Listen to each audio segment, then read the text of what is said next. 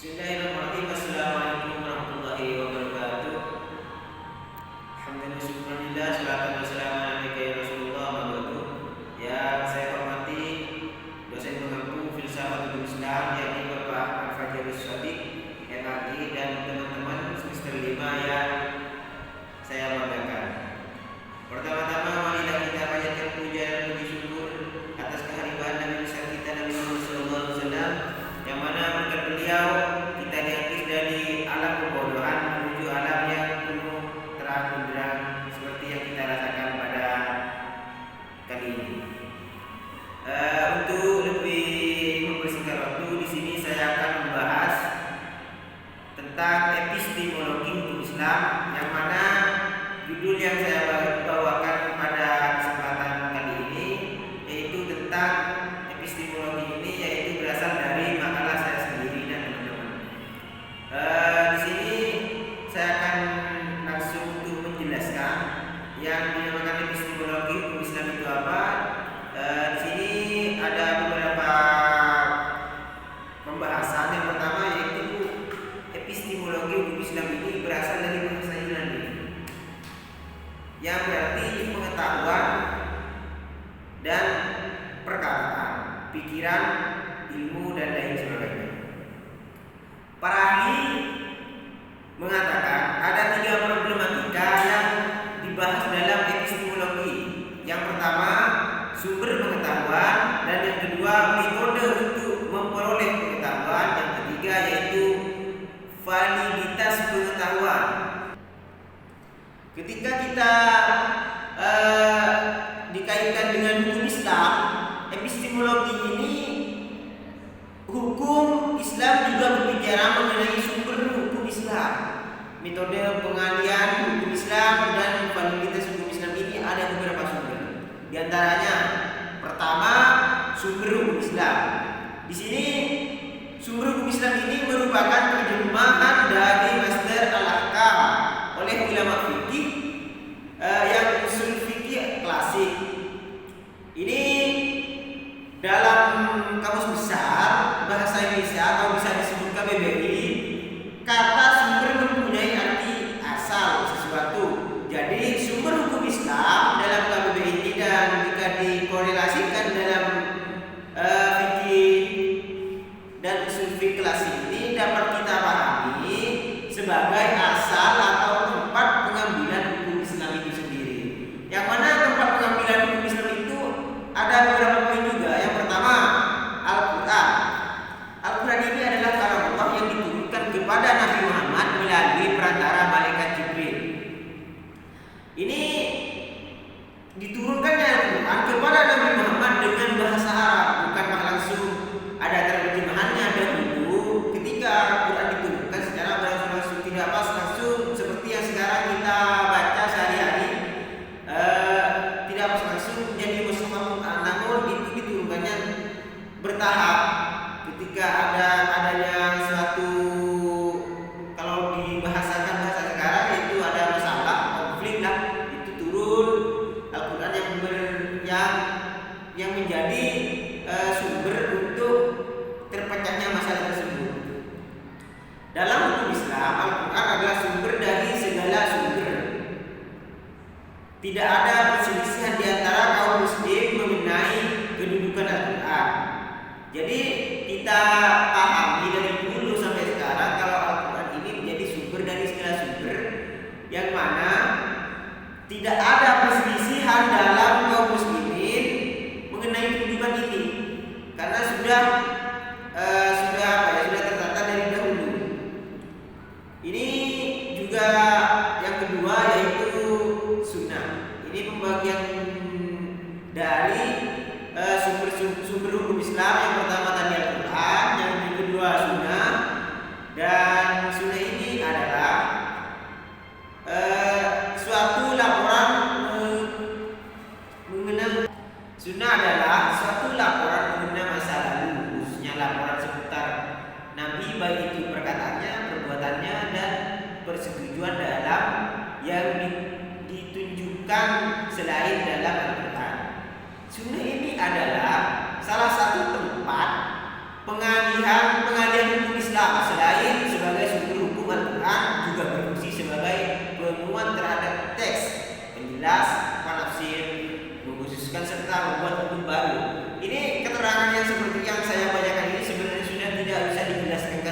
kebanyakan teman-teman sudah paham. Yang mana sunnah ini ya berarti adalah seputar perkataan Nabi, perbuatan Nabi, persetujuan dia yang ditunjukkannya dalam huruf persetujuan itu takrir. Di sini ada poin yang kedua, yaitu metode penemuan hukum Islam. Di sini pembahasannya metode penemuan hukum Islam ini berdasar ontologi di atas, bahwa hukum Islam adalah interrelasi antara teks, nalar, dan realita. Maka dalam hukum Islam, hukum itu tidak dibuat melainkan ditemukan. Jadi kalau dalam kita berpikir secara berdasarkan ontologi ini, bahwasanya hukum ini tidak dibuat melainkan ditemukan dalam pembahasan yang kedua, yaitu metode penemuan hukum Islam ini. Untuk itu metode penemuan hukum Islam atau dalam usul fiqh disebut tariqah istinbat al-ahkam, yang mana mempunyai tiga metode ijtihad. Yang pertama metode bayani atau bisa disebut linguistik. Metode ijtihad bayani adalah upaya penemuan hukum melalui interpretasi kebahasaan.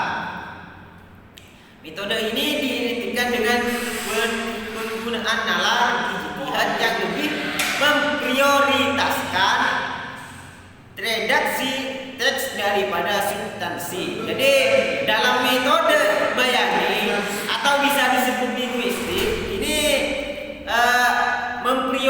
memprioritaskan redaksi daripada substansi teks, sehingga konsentrasi metode ini lebih berkutat di seputar panggilan pengertian makna teks. Seperti itu. Jadi kita bahas lagi tentang metode bayani ini. Dalam hal ini teks-teks syariah yang berupa Al-Quran dan hadis adalah suatu yang final. Kaidah-kaidah kebahasaan sangat dominan di dalam metode ini. Fokus kajiannya diarahkan kepada 4 segi. Yang pertama, 1. Bagaimana tingkat kejelasan pengertian makna teks hukum. Dan yang kedua, pola-pola menunjukkan kepada hukum yang dimaksud. 3. Luas sempitnya cakupan pernyataan hukum. 4. Bentuk formula taklif dalam pernyataan hukum. Skip. Metode taklili yang kedua itu metode taklili atau bisa disebut kausasi, yang mana dapat kita definisikan bahwasannya metode ini coraknya adalah deduktif, di mana untuk menemukan hukum baru permis minor itu adalah bahasa gaulnya kalau kata teman-teman sekarang, harus berpatokan kepada permis umum, yaitu berupa masal. Di sini terjadi perbedaan antara Al-Ghazali dan Asy-Syafi'i. Bagi Al-Ghazali permis minor adalah hukum cabang. Itu sifatnya pasif karena dialah yang dicari status hukumnya. Ini dan karena pendapat kiasnya Ghazali ini dipengaruhi oleh silogismenya Aristoteles, sementara bagi Syafi'i permis minor itu harus aktif. Dia harus dan permis minor ini harus aktif. Dia harus berdialektika dengan permis mayor. Dan yang ketiga yaitu metode istilahi. Metode istilahi ini bisa dikatakan teologis, yang mana penggalian hukum dengan bertumpu pada prinsip-prinsip kemaslahatan yang disebutkan dari Al-Quran dan hadis. Yaitu yang disimpulkan dari Al-Quran dan hadis ini, metode ini secara sederhana disebut sebagai metode penggalian hukum menjadikan tujuan hukum, atau bisa disebut maqasidus syari' sebagai pertimbangan utama. Yang ketiga, tentang dari poin-poin yang di atas yang sudah saya sebutkan tadi, yaitu validitas pengetahuan. Problem epistemologi yang terakhir adalah bagaimana pengetahuan itu diuji kebenarannya. Sebenarnya ada banyak teori uji kebenaran dalam epistemologi.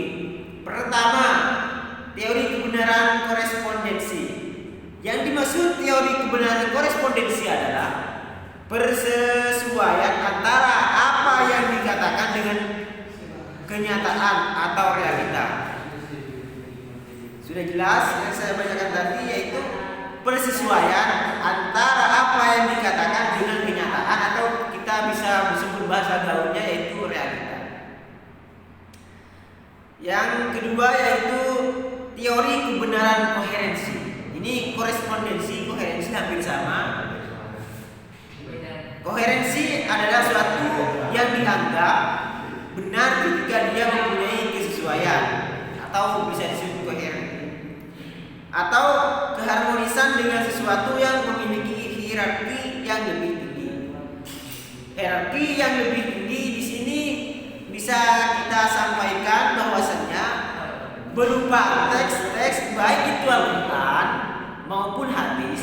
Ahli hukum yang menggunakan ini adalah Imam Ghazali. Ketiga, teori kebenaran otoritarianisme, yaitu teori yang membuktikan telah ada dan terjadinya perilaku otoritarian dan despotik oleh seorang atas orang lain, baik itu Al-Quran maupun hadis. Ahli hukum yang menggunakan ini adalah Imam Al-Ghazali. Yang ketiga yaitu teori kebenaran, atau ini saya ulang-ulang ya, biar nyambung tadi, takutnya videonya kepotong-kepotong. Tadi saya ulang-ulang tentang ahli hukum yang menggunakan teori yang nomor 2 yaitu teori koherensi, yaitu Al-Ghazali, dan yang pertama teori korespondensi ini yang menggunakan adalah Imam Asy-Syatibi. Dan yang ketiga yaitu teori kebenaran otoritarianisme, yaitu teori yang membuktikan telah ada dan terjadinya perilaku otoritarian dan despotik oleh seseorang atas orang lain, baik karena didasarkan atas otoritas koerensif maupun persuasif. Ini ahli hukum dalam konteks hukum Islam, Syiah dan Ahmadiyah, Qadiriyah dalam satu sisi dimaksudkan ke golongan ini. Mungkin hanya ini yang dapat saya sampaikan. Perlu saya sampaikan lagi bahwasanya teori yang ketiga ini, teori yang pertama yaitu korespondensi, yaitu Imam Asy-Syatibi, dan yang kedua teori koherensi yaitu Imam Al-Ghazali, dan yang ketiga yang saya sebutkan tadi.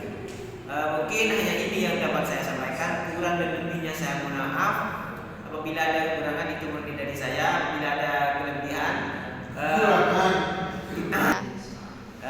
kelebihannya saya maksudkan biar teman-teman tidak salah paham, yaitu kelebihan apabila saya menjelaskan terlalu panjang lebar, saya mohon maaf sebesar-besarnya. Dari saya, Assalamualaikum warahmatullahi wabarakatuh.